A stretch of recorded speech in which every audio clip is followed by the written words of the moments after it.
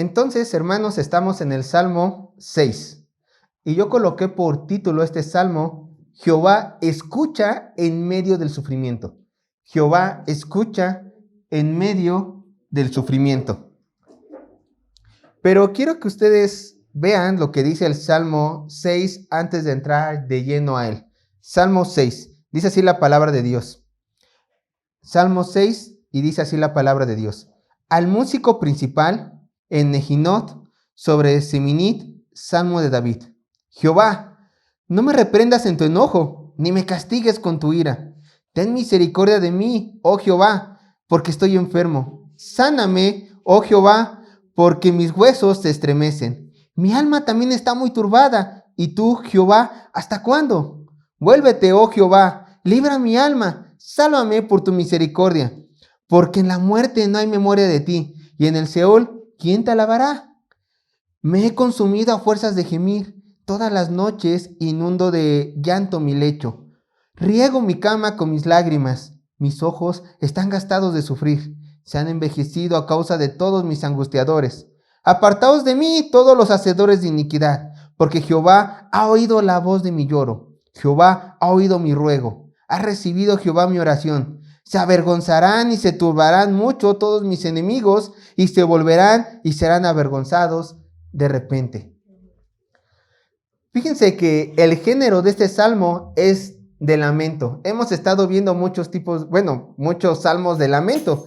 Y recuerden, el género de lamento, primeramente encontramos en este salmo que hay un clamor a Dios pidiendo ayuda por causa de una aflicción por parte del salmista. Y también encontramos que en estos salmos siempre termina o hay una confesión de confianza a Dios. Primero pidiendo ayuda, lamentándose, y después termina con una confianza a Dios, una confesión de confianza a Dios. Pero este salmo no solamente se puede clasificar en el salmo de lamentos, sino también lo podemos clasificar en los salmos penitenciales. Bueno, déjenme decirles que este salmo se clasificó así por los primeros cristianos de la iglesia. Alrededor del siglo V, los cristianos hicieron una división de unos 7 salmos que a su criterio de ellos eran salmos penitenciales. Encontramos aquí a una persona doliéndose por su pecado, y generalmente se recitaba, o hoy en día se recita en Semana Santa. Entre estos salmos encontramos el Salmo 6, el Salmo 32, el Salmo 38, el Salmo 51, el 102, el 130 y el 143. Encontramos aquí una persona penitente, una persona que le duele su pecado. Por eso dice Salmo de penitencia. Entonces podemos decir que el Salmo 6 tiene estas dos clasificaciones. Por un lado de lamento e históricamente un lado Salmo de penitencia. Pero ahora sí vamos a entrar un poco de lleno al Salmo, y primeramente vamos con el título. Y recuerden, no es el título que la Reina Valera le da, ignórenlo por favor. El título de este Salmo es donde empieza y dice: al músico principal. Al músico principal en Nehinot, sobre Seminit, Salmo de David. Este sería el título de este Salmo. Y ustedes recuerden, el músico principal quiere decir que le está dando una instrucción, o sea, el autor, el que escribió este cántico, le está dando una instrucción al músico principal, o sea, al líder de la alabanza, al líder de orquesta que va a entonar este salmo. Muy probablemente iba dirigido al líder de la alabanza del templo o del tabernáculo en aquel entonces. Y recuerden que Nehinot quiere decir muy probablemente instrumento de cuerdas, o algunos autores mencionan que es instrumento de viento, flauta. Bueno, muy probablemente sea más instrumento de cuerdas. Y encontramos una nueva palabra, seminit. Dice al músico principal en Nehinot, o sea, instrumentos de cuerdas, sobre seminit. Esta palabra seminit, aunque no se tiene una traducción correcta, una traducción precisa, los estudiosos han dicho que muy probablemente le esté dando instrucción al músico principal sobre 8 tiempos. O sea, que la lira, que los instrumentos de cuerdas se tienen que tocar en 8 tiempos para la alabanza de este salmo. Y como nosotros podemos ver, el autor de este salmo es David. Salmo de David. Pero como ustedes recordarán, algunos autores mencionan que este título del Salmo no es inspirado por Dios. Otros dicen que sí, ya que textos muy antiguos judíos y aún la misma tradición judía dicen que estos títulos sí son inspirados. De hecho, hay autores que mencionan que dado el lenguaje que vamos a encontrar en este Salmo, fue escrito post-exilio. Pero si ustedes recordarán, post-exilio es después de la invasión de Babilonia, o sea, después del exilio. Entonces no puede ser un Salmo de David. ¿Qué pasa aquí? Si este lenguaje es así, nos está mintiendo. Bueno, recuerden, esto no suele ser inspirado, estos títulos, pero de acuerdo con la tradición judía, y nos vamos a quedar con la tradición judía, ya que los judíos son los guardianes, por lo menos, de la letra del Antiguo Testamento, ellos reconocen a David como su autor. Entonces nosotros nos vamos a quedar con esa tradición, reconociendo a David como autor y la fecha en la cual fue escrito este salmo. Si David fue el autor, fue en tiempos de reino unificado, en tiempos de reino unificado y no post-exilio, sino en tiempos de reino unificado cuando David estaba gobernando sobre las 12 tribus. Una vez dejando esto muy en claro, quiero decirles que muy probablemente si este salmo era entonado en el tabernáculo y posteriormente en el templo, este salmo nos habla de sufrimiento de una persona, de un individuo, muy probablemente de David. Pero cuando se estaba entonando en el tabernáculo, quizás no solamente se estaba refiriendo al malestar de un individuo en todo el pueblo de Israel, sino se estaba entonando muy probablemente en tiempos de prueba de toda la nación, en tiempos de crisis de nación, para implorar al Señor pronta ayuda. Probablemente eso se entonaba este salmo en el tabernáculo y posteriormente en el templo. Ahora sí, ¿qué es lo que vamos a ver el día de hoy en este Salmo 6? Veremos cómo aún en medio de nuestros sufrimientos, el creyente debe de confiar en que su Señor lo escucha. Veremos cómo aún en medio de nuestros sufrimientos, el creyente debe de confiar en que su Señor le escucha. Y yo les quiero mostrar el bosquejo del día de hoy. Está dividido en 2 puntos. Punto número 1, clamando al que puede librarnos del sufrimiento, y esto lo encontramos del verso 1 al verso 7. Punto número 1 del bosquejo, clamando al que puede librarnos del sufrimiento, esto lo vemos del verso 1 al verso 7, y punto número 2 del bosquejo, clamando la victoria en medio del sufrimiento, y esto lo encontramos del verso 8 al verso 10. Punto número 2 del bosquejo, clamando la victoria en medio del sufrimiento, verso 8 al verso 10. Recuerden que las predicaciones están grabadas o si tienen alguna duda pueden preguntarme al final de la predicación. Así que vamos a ir de lleno ahora sí al texto, a lo que todos estamos de acuerdo en que es palabra inspirada por Dios. Verso número 1. Dice así la palabra de Dios. Jehová, no me reprendas en tu enojo, ni me castigues con tu ira. Dice así el salmista. Quiero que noten que el salmo empieza con una súplica de parte de David, rey de Israel, pidiéndole al Dios de Israel que lo escuche. ¿Por qué? ¿Qué es lo que pide el rey de Israel? Pide que su disciplina no fuera tan severa. Vamos a leer una vez más. Jehová, no me reprendas en tu enojo, ni me castigues con tu ira. Y si el salmista da inicio a este cántico con estas palabras, solo nos podemos imaginar una sola cosa. Nos puede llevar a una sola conclusión. David había pecado contra Dios. David había pecado contra Dios. Y él, después de reconocer su falta, dice al mismo Dios, por favor, que tu disciplina no sea tan severa conmigo, mi Dios. Bueno, no sabemos en qué momento específico de la historia fue escrito este salmo, y por lo tanto tampoco sabemos por qué pecado había estado pasando David, como para pedirle misericordia a Dios para que no lo reprendiera muy duro. Pero sí sabemos que el hombre, conforme al corazón de Dios, que es conocido así en las Escrituras, fue un hombre totalmente pecador. Fue un hombre tan común y corriente como nosotros, que nosotros podemos identificar varios momentos en la historia en la cual él pecó realmente muy fuerte. Por ejemplo, Si ustedes lo recordarán, murió un hombre llamado Usa por tocar el arca de Dios. Y de hecho, después de ahí se nombró a ese lugar Pérez Usa. ¿Por qué? Porque ahí murió Usa. Pero dices, bueno, si él murió porque tocó el arca de Dios, ¿por qué mencionamos este pecado con David? David dijo, manden el arca de Dios, ¿a dónde? A Jerusalén, donde yo estoy, para que mi reino sea bendecido. Pero ustedes saben que David mandó que lo llevaran el arca de Dios en carretas cargados por bueyes, por toros. El Antiguo Testamento no dice, bueno, el Antiguo Testamento menciona que cada vez que el arca de Dios tenía que ser movida por los levitas cargándolo con las varas de oro, y mismos levitas tenían que estar así, llevándolo y transportando el arca. David ignoró la ley de Dios, hizo lo que las demás naciones paganas hacían, llevar en carretas a sus ídolos, e indirectamente fue culpable de la muerte de este hombre. Claro, Usa tuvo responsabilidades, pero indirectamente David fue culpable de la muerte de este hombre. Un pecado más.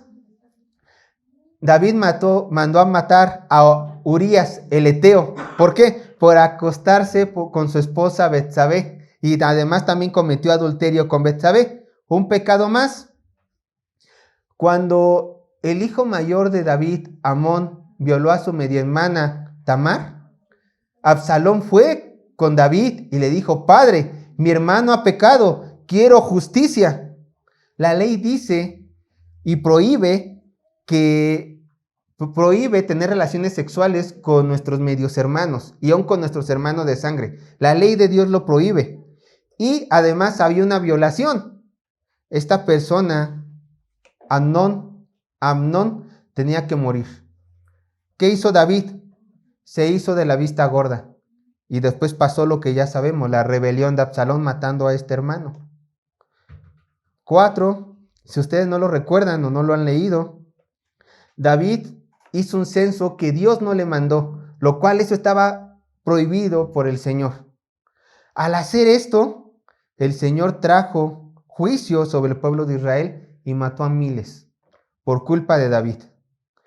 Y como nosotros ahora ya lo podemos apreciar con más claridad, David no era un hombre con manos limpias. Más bien era una persona con múltiples pecados que había cometido voluntariamente. Y en medio de toda esta maldad de este hombre, podemos decir una cosa, que en su corazón realmente amaba a Dios. Amaba a Dios. ¿Cómo lo vemos reflejado esto?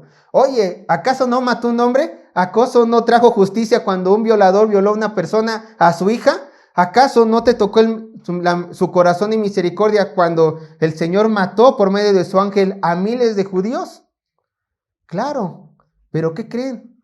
David se arrepintió.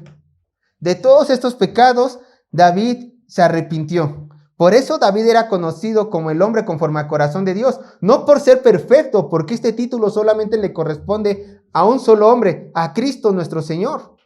Pero cada vez que David pecaba, David iba en arrepentimiento a su Señor. Y ahora le estaba diciendo, ¿quién sabe en qué momento de la historia? ¿Quién sabe con qué pecado? Que ya vimos que tenía varios, pero David le dijo a nuestro Señor, Jehová, ten misericordia de mí. Ten misericordia de mí y no me castigues con la disciplina que merezco ser castigado. Déjenme decirles que en ningún momento David dijo, Señor, quítame mi disciplina. No lo dijo. ¿Por qué? Porque David entendía una cosa que todos los cristianos a través de la historia han entendido. Claro, cristianos maduros. El Señor ocupa la disciplina cuando hemos pecado. 1, para corregirnos, y 2, para hacernos a la imagen de nuestro Señor Jesucristo. De hecho, Charles Spurgeon dice con respecto a esto algunas palabras. Escuchen, Charles Spurgeon dice lo siguiente: el trigo se limpia aventándolo, y el alma con castigo. Esto dice Charles Spurgeon. Cuando un hijo, hermanos, comete una falta, déjame decirles que es trabajo de los padres disciplinarlo. Y aunque a ustedes les parezca retrógrada, aunque a ustedes les parezca poco civilizado o hasta salvaje, darles con vara en una edad determinada, déjenme decirles que así no piensa Dios.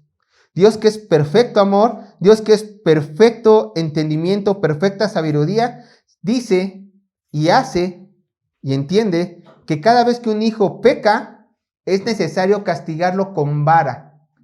Con vara. ¿Cuál es esta vara? La que él quiere ocupar. ¿Te rompe las piernas? No lo sé. ¿Te quita el trabajo? ¿Quién sabe? ¿Te da una enfermedad? Quizá. ¿Te causa angustias? Puede ser.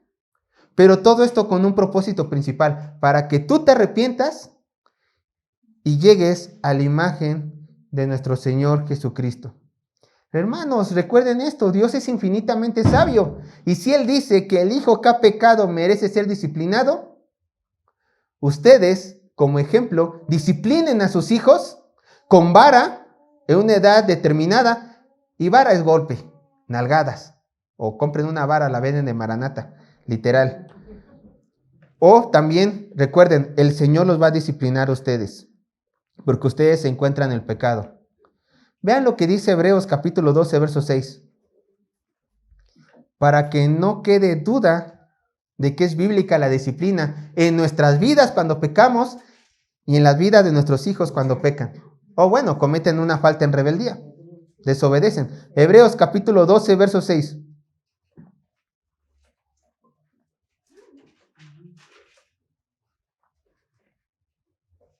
Hebreos capítulo 12, verso 6. Vean lo que dice la palabra de Dios. Hebreos capítulo 12, verso 6. Porque el Señor al que ama, disciplina. Escuchen, y azota a todo el que recibe por hijo. Y azota a todo el que recibe por hijo. Por supuesto que nuestro Dios no es un padre salvaje. Él nos va a azotar cuando merecemos ser azotados. Y en este momento David iba a ser azotado, o mejor dicho, ya estaba siendo azotado por su propio padre espiritual. David, lo repito, perdón, tengo la garganta reseca. David, lo repito, no dijo, Padre, quítame la disciplina, no quiero ser azotado por ti. David dijo, Jehová, castígame porque soy pecador, lo reconozco, he pecado contra ti. Usa tu vara porque la merezco, pero por favor, que tu enojo no se convierta en ira y esa vara que usas para mi bien no se transforme en espada que me atraviese el alma. Esta era la súplica de David. ¿Y por qué se atrevía David a suplicar misericordia a Dios? Porque lo entendía. Sabía que en nuestro Señor había compasión. De hecho, anteriormente David ya había apelado a la compasión de Dios. En una situación muy grave. Vean lo que dice 2 de Samuel capítulo 24, verso 10 al 17. 2 de Samuel capítulo 24, verso 10 al 17. Aquí David entendía la misericordia de Dios y sabía que podía mover sus emociones del Señor para alcanzar esta misericordia. Y vamos a leer el pasaje del censo que Dios no le mandó a David. 2 de Samuel capítulo 24, verso 10 al 17.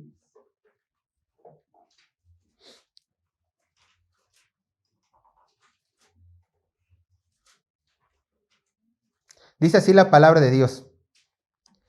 Después que David hubo censado al pueblo, le pesó en su corazón. O sea, aquí ya hay un arrepentimiento. Y dijo David a Jehová, yo he pecado gravemente por haber hecho esto. Mas ahora, oh Jehová, te ruego que quites el pecado de tu siervo, porque yo he hecho muy neciamente.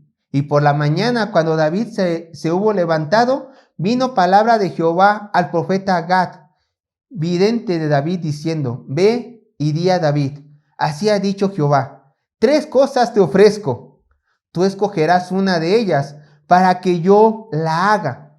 Vino pues Gad a David y se lo hizo saber y le dijo, ¿quieres que te vengan 7 años de hambre en tu tierra?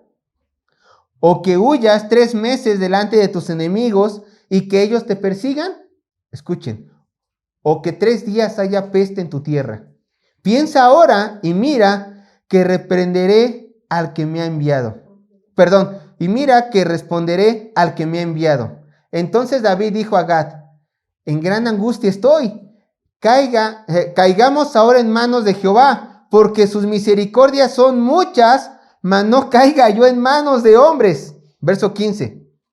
Y Jehová envió la peste sobre Israel desde la mañana hasta el tiempo señalado, y murieron del pueblo, escuchen, desde Dan hasta Beerseba, 70,000 hombres. Y cuando el ángel extendió su mano sobre Jerusalén para destruirla, Jehová se arrepintió de aquel mal y dijo al ángel que destruía al pueblo: basta ahora, detén tu mano.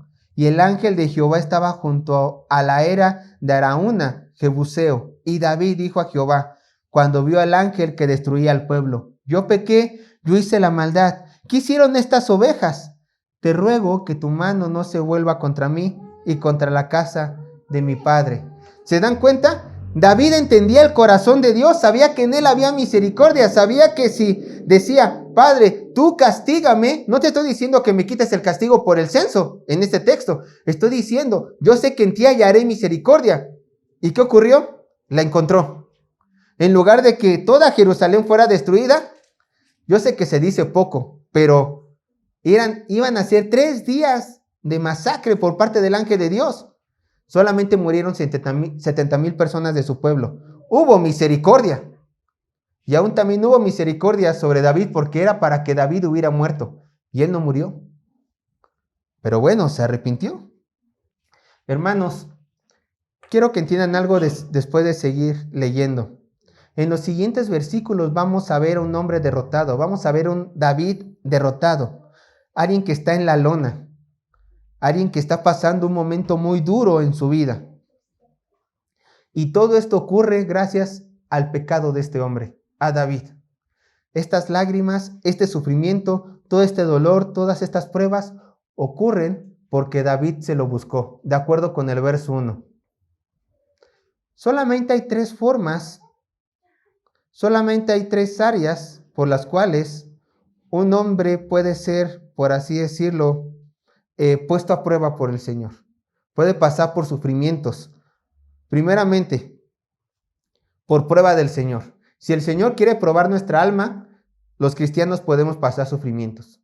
2, por una tentación directa de Satanás. También podemos pasar pruebas si Satanás nos pide a nuestro Dios para tentarnos. Ahí tenemos a Job. O como es en el caso de David 3, el cristiano o el Hijo de Dios puede pasar sufrimientos por a causa de su pecado, como consecuencias por su pecado y porque el Señor lo está disciplinando. David está pasando estos sufrimientos por la opción 3.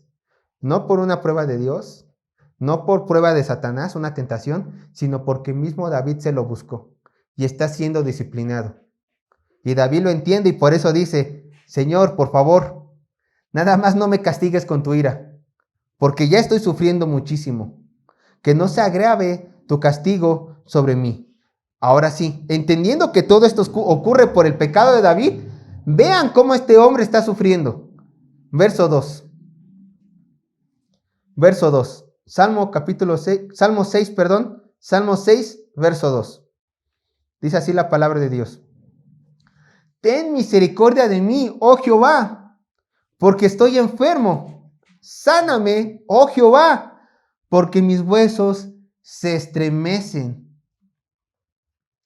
Después de pedir clemencia al Rey de Reyes, para que su disciplina no fuera tan severa, el salmista dice estas palabras: ten misericordia de mí, oh Jehová, porque estoy enfermo.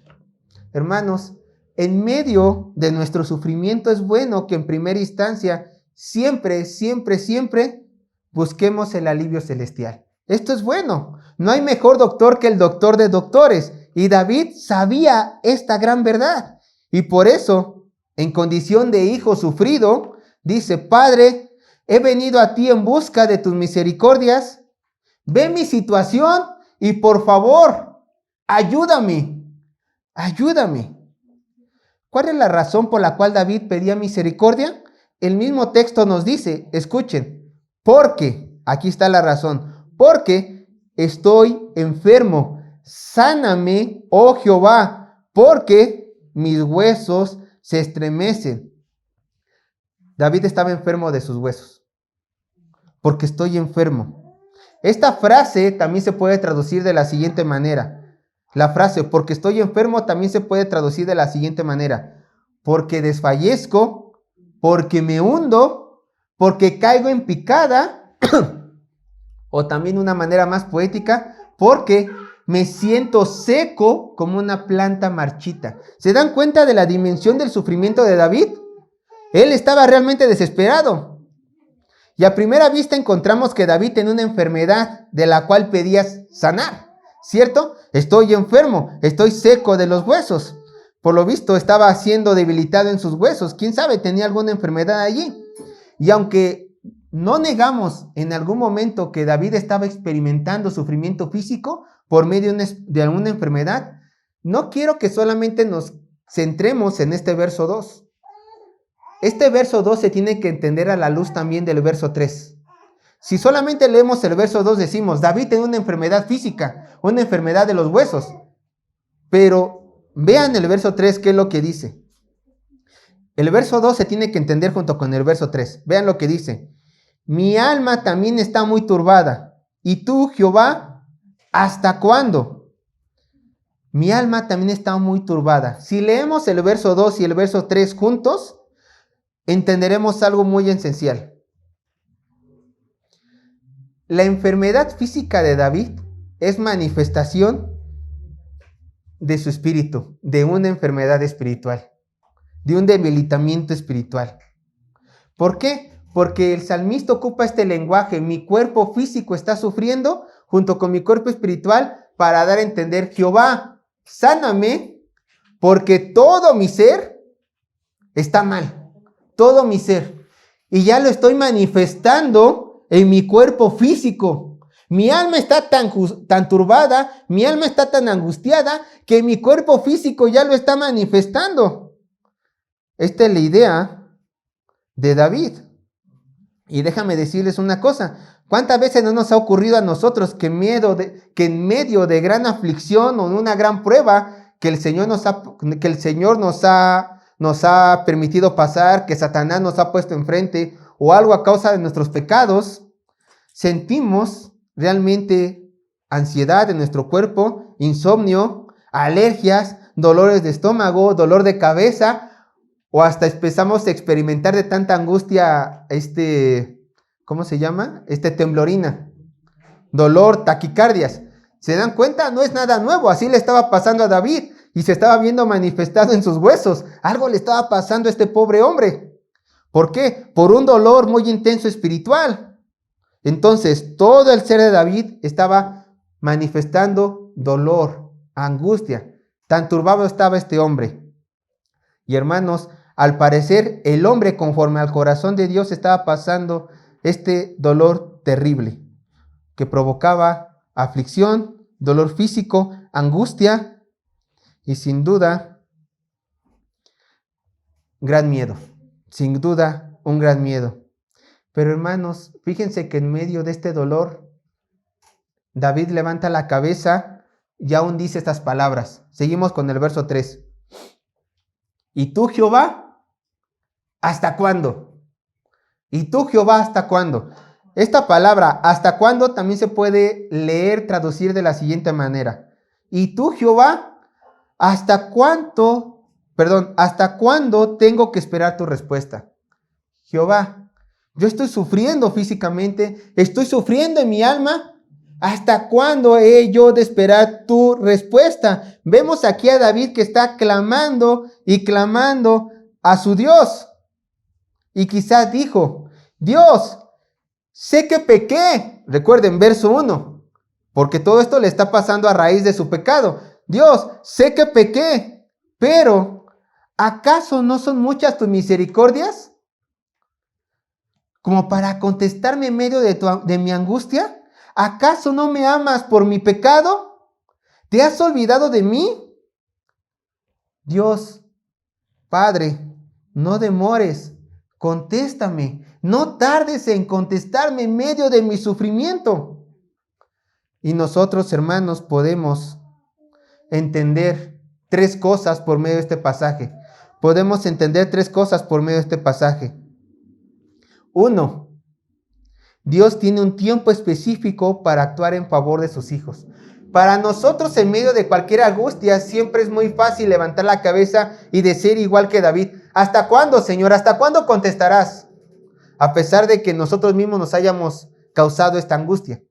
Pero para nosotros siempre es muy fácil decir: ¿hasta cuándo? Bueno, entiende algo, hermano, entiende algo, hermana. Dios tiene tiempos específicos para actuar a favor de sus hijos. Y esto lo vemos alrededor de las Escrituras. Por ejemplo, antes de que Dios liberara al pueblo de Egipto, antes de que Dios liberara a Israel del pueblo de Egipto, el pueblo de Israel tuvo que esperar 430 años. 430 años para ser liberados. Yo ya estaré muerto. Bueno, quizá tu muerte sea tu liberación, no lo sé, yo no soy Dios. Pero bueno, el pueblo de Egipto tuvo que esperar 430 años para poder ser ya un pueblo individual. José, ¿se acuerdan? Por no quererse acostar con la esposa de Potifar, pasó un tiempo en la cárcel, injustamente. Los estudiosos dicen que José pasó alrededor de 3 años en la cárcel. Alrededor de 3 años. Tuvo que esperar 3 años para ser liberado de algo que él no cometió. Después del exilio del pueblo de Israel a Babilonia, ¿cuánto tiempo pasó para que el pueblo de Israel regresara a la tierra prometida? 70 años. 70 años. ¿Se dan cuenta? ¿Hasta cuándo? Hasta que el Señor quiera. Hasta que el Señor diga: ya es suficiente. Voy a levantar mi prueba, voy a decirle a Satanás que se detenga, o como David, voy a detener mi castigo sobre ti. ¿Hasta cuándo? Aprendan, hasta que el Señor quiera. El Señor tiene momentos específicos. El Señor tiene momentos específicos. La segunda cosa que podemos aprender. 2. Gracias al pecado que hay en nosotros, el humano tiene la tendencia de querer que Dios actúe a nuestro favor en el tiempo que nosotros queremos, y olvidamos que si Dios nos saca del fuego es por un propósito. O si el Señor nos deja en el fuego, también es por un propósito. Esto es parte de la condición pecadora del hombre. Siempre queremos mover los hilos de Dios a nuestro favor. Por eso David, en su pecado, en su desesperación, ¿hasta cuándo? ¿Hasta cuándo? Bueno, ese hasta cuándo puede también ser algo santo. Señor, estoy esperando por tu liberación. ¿Hasta cuándo? Con reverencia te digo: ¿hasta cuándo, Señor? O ese hasta cuándo también se puede transformar en una exigencia. Ya, libérame. Yo no merezco esto. Tú no mereces nada. Tú no mereces nada de Dios.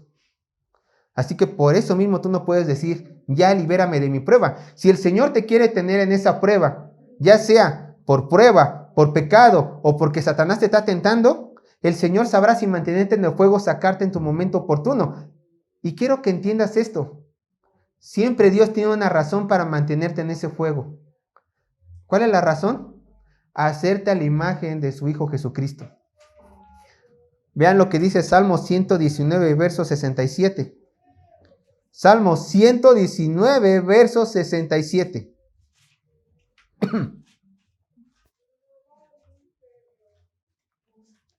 Dice así la palabra de Dios. Salmo 119, verso 67, dice así. Escuchen, pongan atención. Antes que fuera yo humillado, descarriado andaba, mas ahora guardo tu palabra. Esta persona, este salmista, andaba descarriado, andaba en pecado. El Señor lo disciplinó, lo humilló. Y después de la humillación, después de que el Señor lo reprendió, ¿qué pasó? Dijo: ya aprendí, ahora guardo tu palabra, ahora ya no peco más. ¿Se dan cuenta que todo tiene un propósito? Este salmista lo alcanzó a ver. Alcáncenlo a verlo ustedes. Tu padecimiento, hermano, hermana, es a causa de algún pecado. Pide misericordia al Señor para que no te fulmine. Pero dice: Padre, ayúdame a resistirlo, porque sé que después de esta prueba hay galardón. Seré cada vez más a la imagen de mi Señor Jesucristo. Y 3. Dios, con estas palabras que aprendemos, Dios también ha ocupado estas palabras. ¿Hasta cuándo? En nosotros, hermanos. Dios también ha ocupado estas palabras en nosotros. ¿Pero cómo? Bajo el contexto de pecado. Vean lo que dice Proverbios capítulo 1, verso 22 al 23. Proverbios capítulo 1, verso 22 al 23. Proverbios capítulo 1, verso 22 al 23, dice así la palabra de Dios. Y escuchen que el Señor, así como David también dijo, ¿hasta cuándo, Señor, vendrá mi liberación?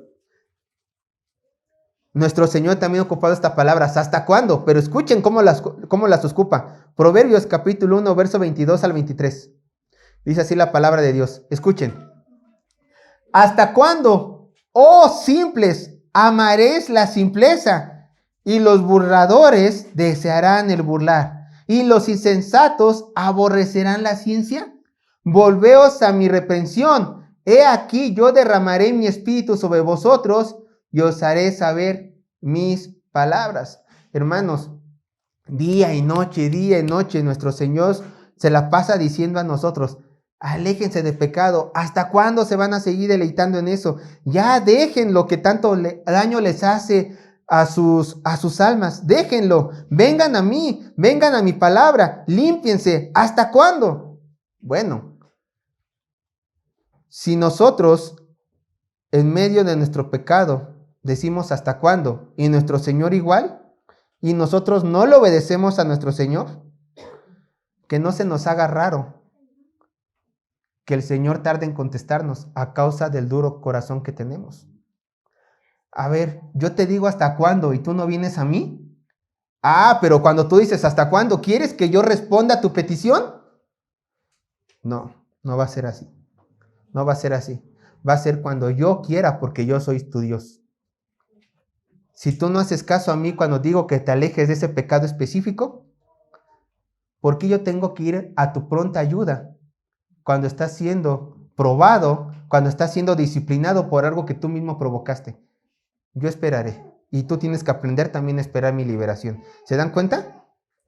Pero hermanos, quiero que entienda también algo. ¿Es válido orar hasta cuándo? ¿Es válido que nosotros en medio de nuestro sufrimiento oremos hasta cuándo, Dios? Claro, ya lo dije, dependiendo de la intención. Señor, ¿hasta cuándo vas a tardar en venir? Humildemente te pido, por favor, ayúdame, sácame de aquí. Claro, pero estas palabras ¿hasta cuándo? Tienen que ir acompañadas con estas otras. Señor, te pido mi pronta liberación de mi angustia, pero hágase tu voluntad. Siempre, siempre, siempre tiene que ir acompañado con esas palabras. Señor, yo ya quiero salir de esta prueba, yo ya quiero salir de esta tentación, yo ya quiero salir de esta disciplina. Pero Padre, hágase tu voluntad, hágase tu voluntad. Si tengo que pasar más tiempo por fuego, está bien, ayúdame a resistir, ayúdame. Y ayúdame a que mi corazón aprenda disciplina y amor a ti. No demores, te lo pido, pero hazme a la imagen de Jesucristo, que es más importante que mi liberación. ¿Se dan cuenta? Esta es la forma correcta de decir hasta cuándo. Bueno, David realmente lo estaba diciendo de manera muy angustiada. Señor, ya líbrame de esto. Líbrame. Mi alma está mal, mi cuerpo ya lo está empezando a sentir. Por favor, líbrame. ¿Hasta cuándo te vas a tardar? Y miren, sigue pidiendo liberación. Vean lo que dice Salmo 6, verso 4 y 5. Salmo 6, verso 4 y 5.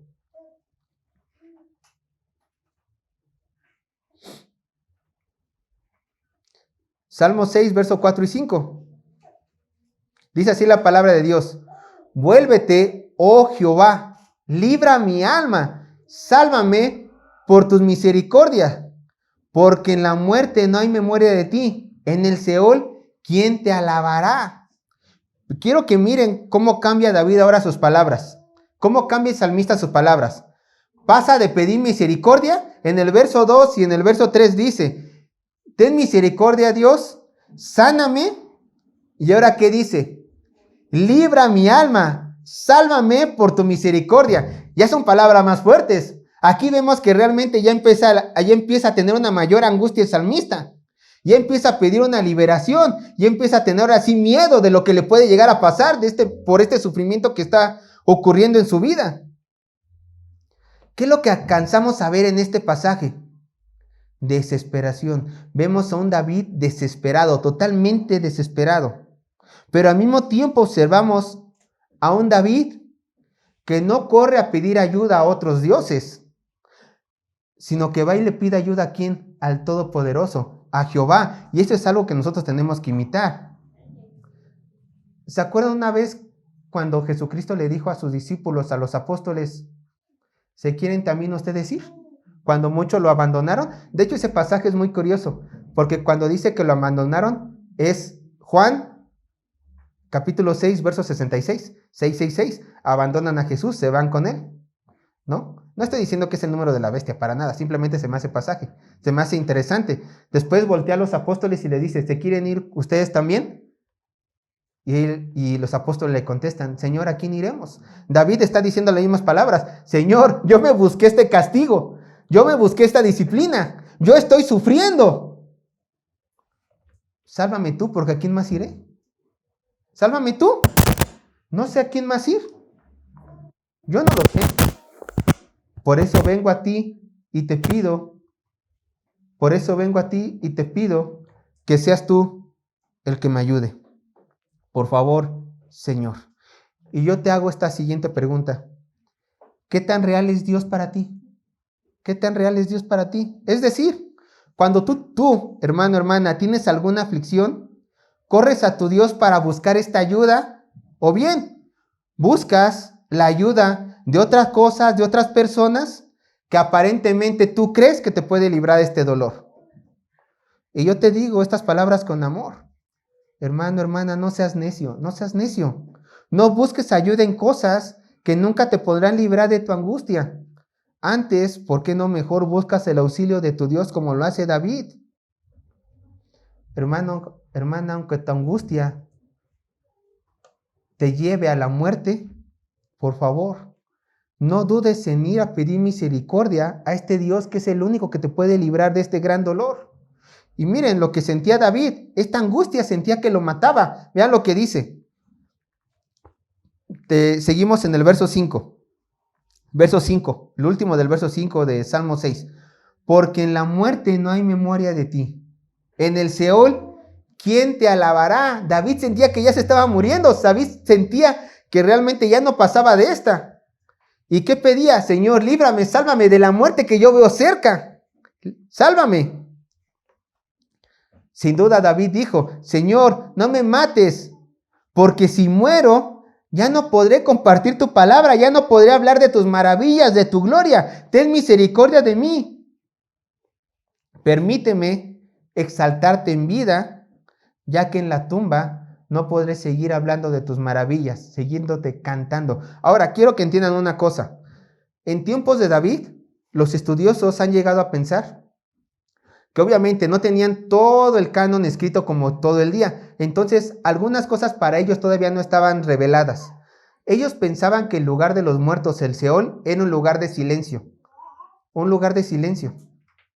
Entonces, por eso David está apelando a esto.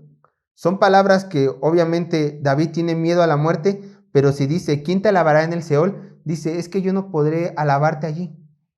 Bueno, eso es a la luz del conocimiento bíblico que él tenía hasta ese momento. Ya después nosotros podemos ver la doctrina de la resurrección y con la parábola de Jesús podemos ver que todos los muertos van a un lugar llamado seno de Abraham, donde obviamente están conscientes y obviamente allá pueden, por lo menos los salvos, alabar al Señor. Y otras personas van al infierno donde solamente están sufriendo. Pues en el contexto histórico de David, él no tenía toda esta revelación. Así que por eso dice esas palabras. ¿Allá quién te alabará? Bueno, Spurgeon dice que David sabía su pecado y estaba temeroso por su alma, que no sabía en dónde iba a ir, si al cielo o al infierno. Pero bueno, esto es un pensamiento de Spurgeon. Es mejor ver aquí como un hombre realmente tiene miedo a morir y de acuerdo al conocimiento limitado que tenía de la revelación bíblica que posteriormente se dio, creía que el Seol no iba a haber palabras con cuales alabar al Señor. Pero bueno, ¿con qué nos quedamos? Con un temor a la muerte que David estaba sintiendo en medio de esta angustia, con este temor a la muerte. Déjenme decirles una cosa. David, ¿a qué está apelando aquí, en este verso? Porque en la muerte no hay memoria de ti.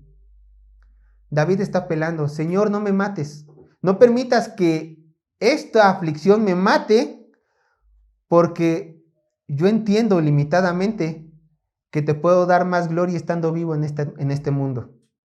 David, ¿a qué está apelando? No me mates porque yo soy muy importante para ti. No me mates porque ¿quién gobernará Israel? No.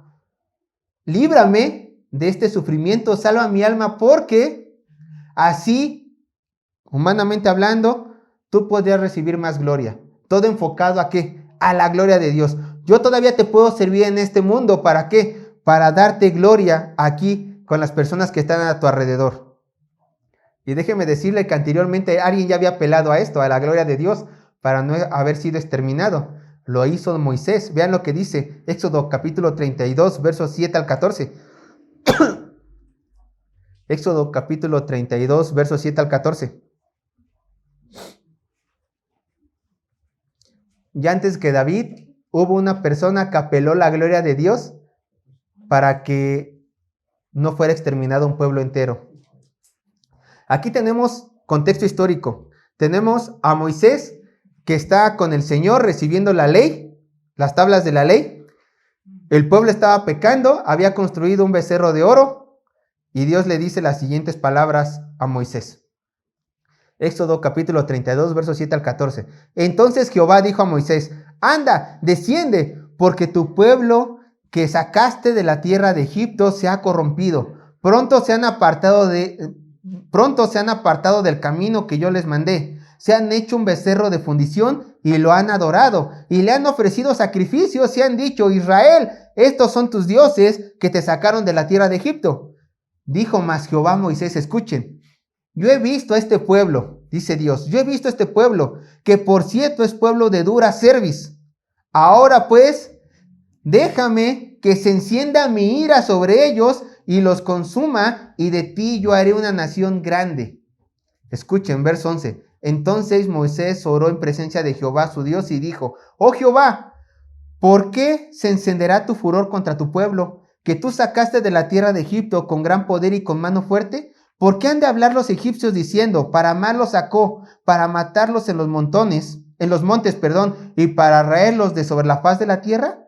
Vuélvete del ardor de tu ira y arrepiéntate de este mal contra tu pueblo. Acuérdate de Abraham, de Isaac y de Israel, tus siervos, a los cuales has jurado por ti mismo y les has dicho: yo multiplicaré vuestra descendencia como las estrellas del cielo, y daré a vuestra descendencia toda esta tierra de que he hablado, y la tomarán por heredad para siempre. Entonces Jehová se arrepintió del mal que dijo que había de hacer a su pueblo. Moisés apeló: los demás pueblos van a hablar más de ti, Dios. Aunque sea justo que tú los mates, tu nombre va a ser menos glorificado en la tierra. Y el Señor, ¿qué dijo? Los dejaré con vida. ¿Por qué? ¿Porque tú lo pediste a Moisés? No, porque he visto que realmente va a glorificar más mi nombre dejarlos con vida. Bueno, así el cristiano puede apelar cuando esté en medio de sufrimiento. Señor, yo creo que te puedo seguir glorificando. Líbrame de este sufrimiento que siento que me llega hasta la muerte. Y hermanos, vamos a terminar este salmo. Yo sé que nos hemos extendido un poco, pero quiero terminarlo. Vean lo que dice el verso 6 y el verso 7. Lo voy a hacer rápidamente. Salmo 6, verso 6 y verso 7. Ya solamente son 10 versículos. Salmo 6, versos 6 y 7. Dice así la palabra de Dios: me he consumido a fuerza de gemir. Todas las noches inundo de llanto mi lecho. Riego mi cama con mis lágrimas. Mis ojos están gastados de sufrir. Se han envejecido a causa de todos mis angustiadores. Hermanos, aquí vemos una de las escenas más tristes de toda la Biblia. Tenemos a un hombre desolado, triste y que está llorando. Yo quiero que ustedes se imaginen que viajan en el tiempo. Ya viajaron en el tiempo, ya están en tiempo de rey. Y ustedes consiguen tener una audiencia con David en este momento que está pasando todo esto. Y les dicen: claro, tienes un cargo importante, te permiten entrar al palacio real. Entonces, de la confianza que te tienen, hermano, hermana, tú en las noches estás paseando por este palacio en Israel. y de repente empiezas a escuchar un llanto. Empiezas a escuchar sollozos, empiezas a escuchar que alguien está llorando. Y de la confianza que te tienen, tú vas, buscas en las habitaciones. ¿Y qué ves esa habitación que está enfrente de ti?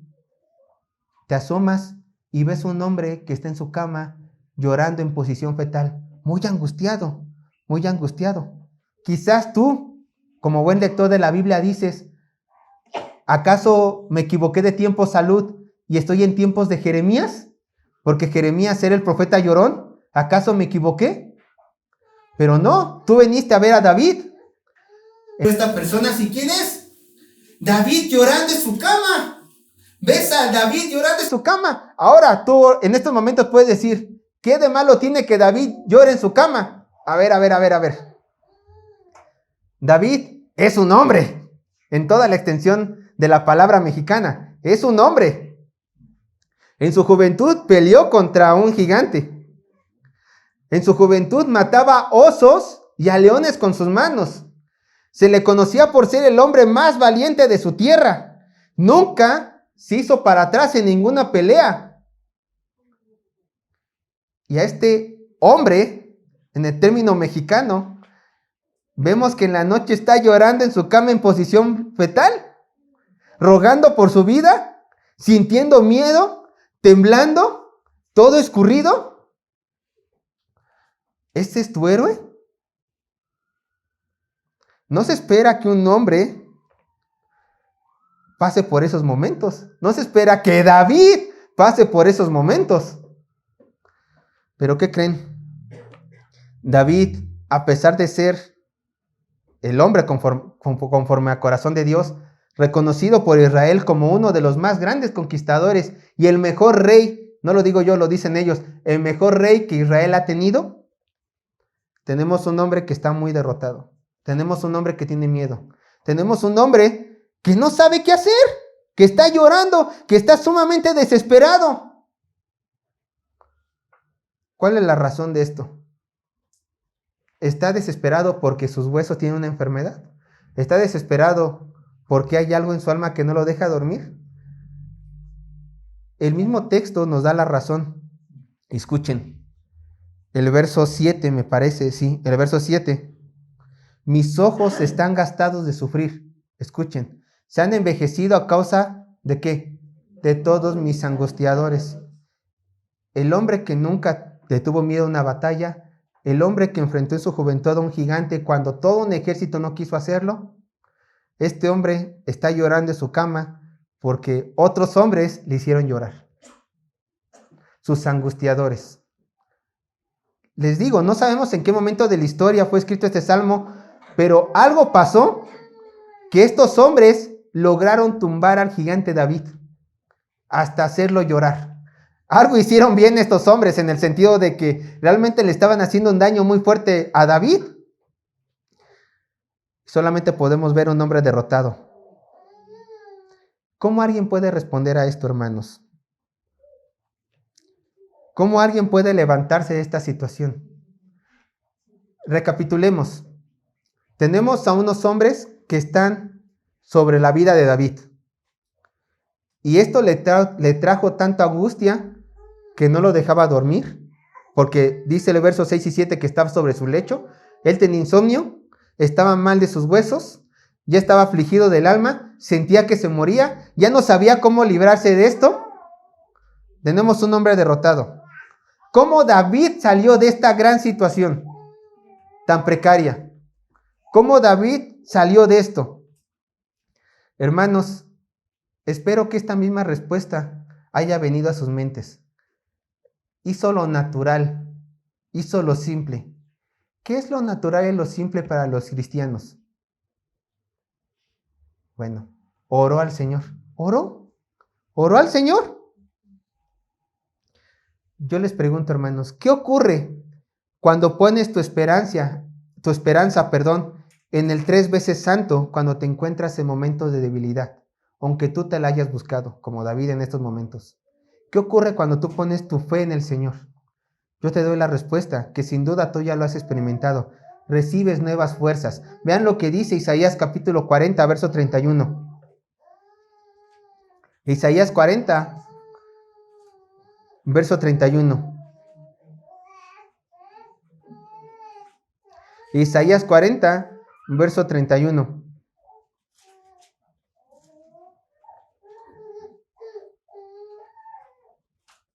Vean lo que dice. Pero los que esperan a Jehová tendrán nuevas fuerzas. Levantarán alas como las águilas, correrán y no se cansarán, caminarán y no se fatigarán. ¿Se dan cuenta? David esperó en Jehová, ¿cómo? En oración, pacientemente. ¿Cuánto tiempo pasó que David estaba orando para ser liberado su alma, para que ya no tuviera este dolor, para que sus enemigos fueran confrontados? ¿Cuánto tiempo estuvo orando? No lo sabemos, no lo dice el texto. Pero ¿qué creen? Cuando el Señor actuó, ¡pah! ¿Qué pasó en la vida de David? Nuevas fuerzas. Entonces los siguientes versículos, del versículo 8 y versículo 9, ya no encontramos un David derrotado. Ya encontramos un David totalmente diferente. Vean lo que dice, verso 8 y 9 de Salmo 6. Dice, apartaos de mí, todos los hacedores de iniquidad, porque Jehová ha oído la voz de mi lloro. Jehová ha oído mi ruego. Ha recibido Jehová mi oración. ¿Recuerdan la visión triste de David llorando? De este hombre fuerte, guerrero, en su cama, sollozando, no sabiendo qué hacer, angustiado hasta el alma, angustiado hasta la muerte, rogando a Dios que le dé un minuto más de vida. Ahora vemos un David totalmente diferente. Ahora David ya no está en su cama, ya no está llorando. Ahora David se levanta como un guerrero, se pone sus armaduras, sale a la calle, encara a sus enemigos y les dice, apártense de mí. A esos mismos enemigos que él le tenía miedo, que no sabía qué hacer contra ellos, ahora los ve de frente y les dice, apártense, apártense. ¿Por qué? Porque Jehová me ha escuchado. Ya no les haré caso a sus amenazas, ya no me importa lo que me puedan hacer, ya no tienen poder sobre mí. ¿Por qué? Porque mi Dios está conmigo. ¿Se dan cuenta?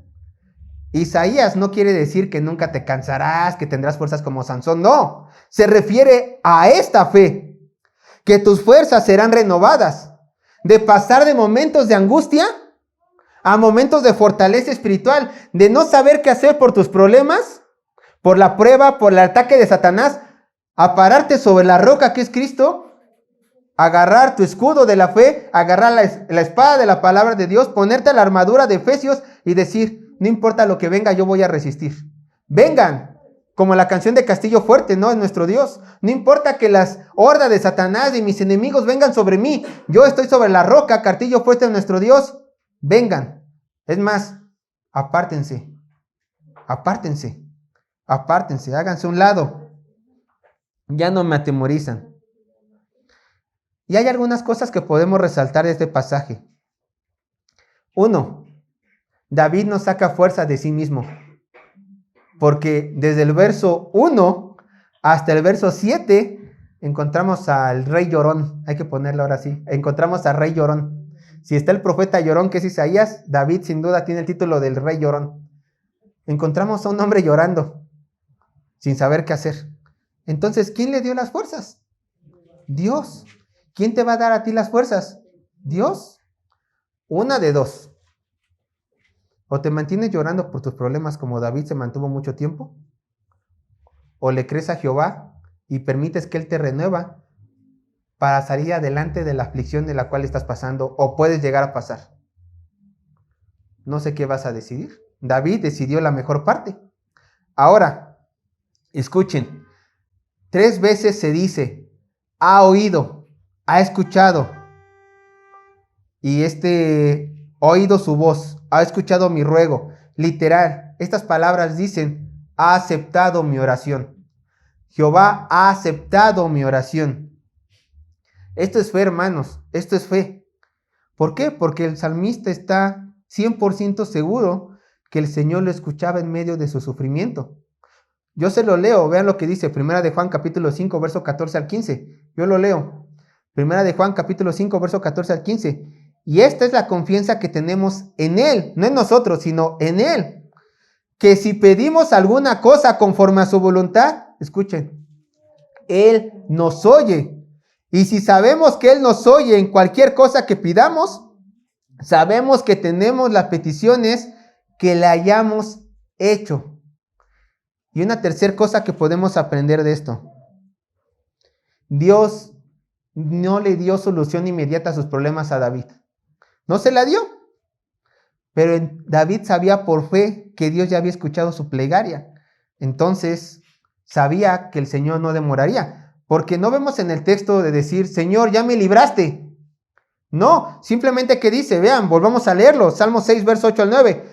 Apartaos de mí, todos los hacedores de iniquidad. Y aquí da la razón, porque Jehová ha oído la voz de mi lloro, Jehová ha oído mi ruego, ha recibido Jehová mi oración. A ver, dirían los enemigos de David, a ver, ¿tú quieres que me aparte? ¿Por qué?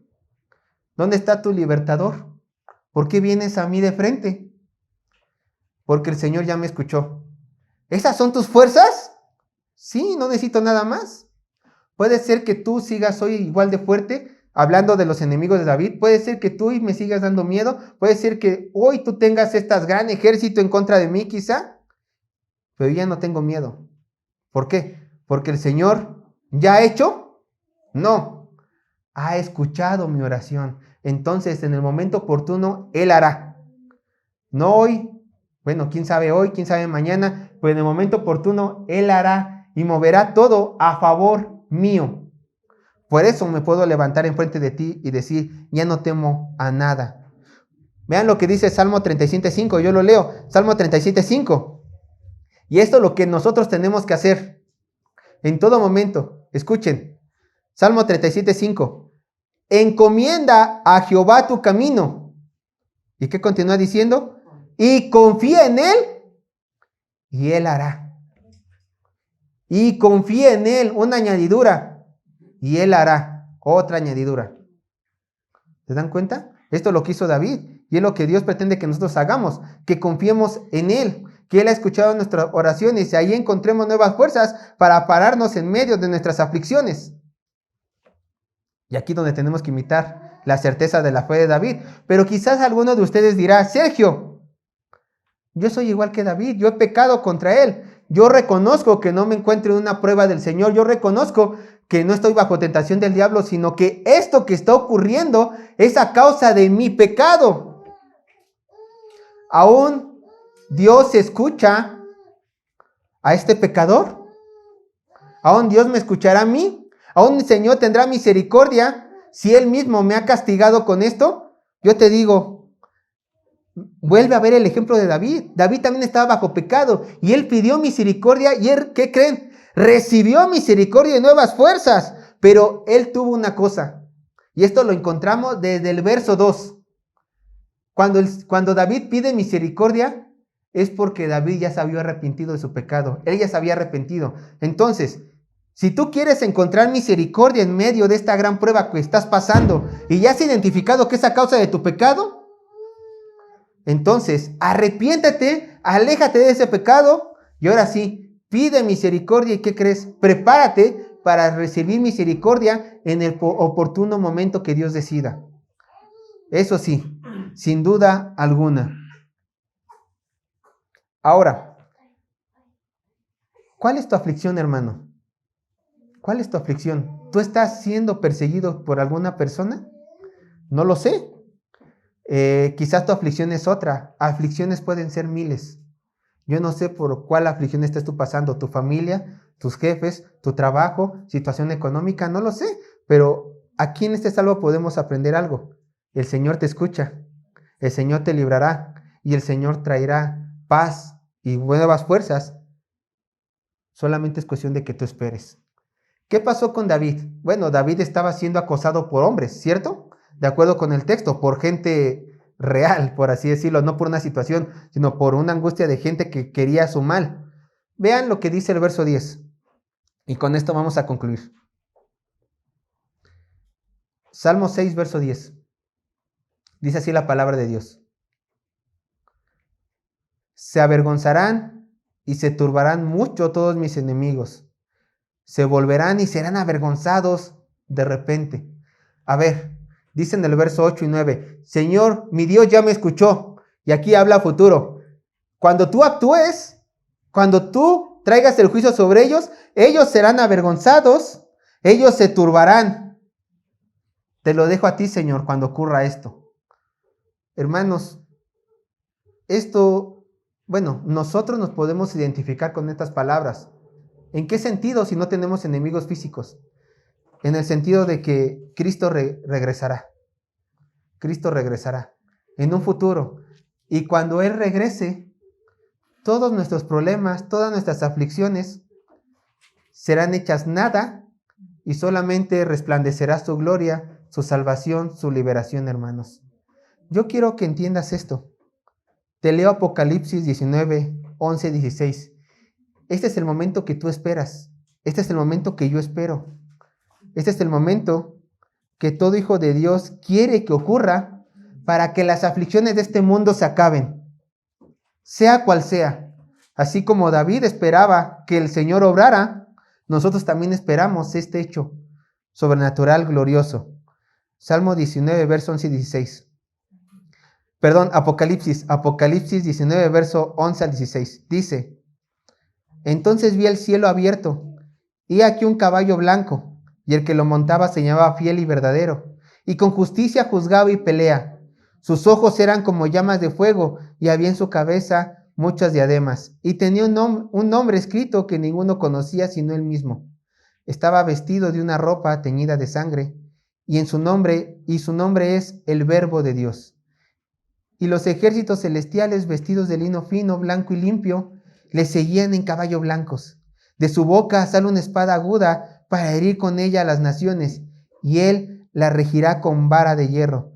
Y él pisa el lagar del vino del furor y de la ira de Dios Todopoderoso.